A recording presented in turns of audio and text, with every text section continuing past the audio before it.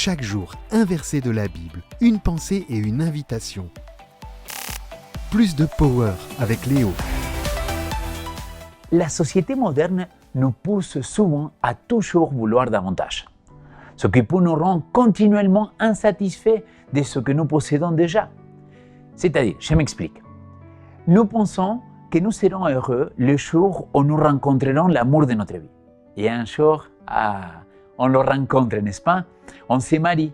Mais après, on va dire oui, mais je serai vraiment heureux le jour que je pourrai avoir des enfants. Et le jour que tu as des enfants, tu dis oui, mais je serai vraiment content de pouvoir acheter une petite maison, avoir une voiture. Ah oui, mais je serai heureux le jour que mes enfants ils vont finir l'université, qu'ils vont travailler, qu'ils vont se marier. Ah, je serai heureux le jour que j'aurai des petits-enfants, etc., etc., etc. Vous voyez le problème, mes amis? C'est que nous sommes toujours en train de penser au futur, en oubliant le moment présent. L'apôtre Paul nous parle de l'importance d'apprendre à vivre autrement. Il va dire, « Je ne parle pas ainsi parce que je suis dans le besoin.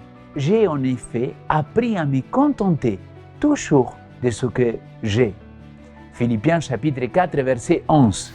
As-tu déjà ressenti cette paix intérieure qui vient de contentement, peu importe les circonstances extérieures? Alors, comment pouvons-nous atteindre cet état d'esprit de se contenter dans le bon sens des termes? Permettez-moi de lire la citation du jour.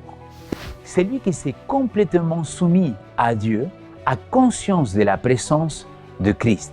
Il possède une patience spirituelle égale à la paix de l'âme qui apprend de celui qui est doux et humble de cœur.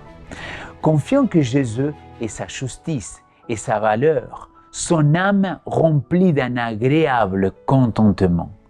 Quelle est la joie des chrétiens? Elle résulte de la conscience de la présence de Christ. Quel est l'amour du chrétien? C'est le reflet de l'amour de Christ, l'effet de l'opération du Saint-Esprit. Mon ami, le contentement de Christ va au-delà de la simple acceptation de notre situation actuelle. C'est une communion profonde avec le Christ qui remplit notre cœur de paix et de gratitude. Alors, cherchons à cultiver cette attitude de contentement, sachant que notre vraie satisfaction se trouve en lui. J'espère que quelqu'un est en train de dire un grand Amen.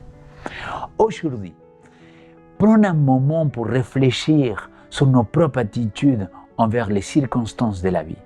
Demandons à Dieu de nous aider à cultiver un esprit de contentement. Peu importe les défis auxquels nous sommes confrontés, soyons toujours reconnaissants.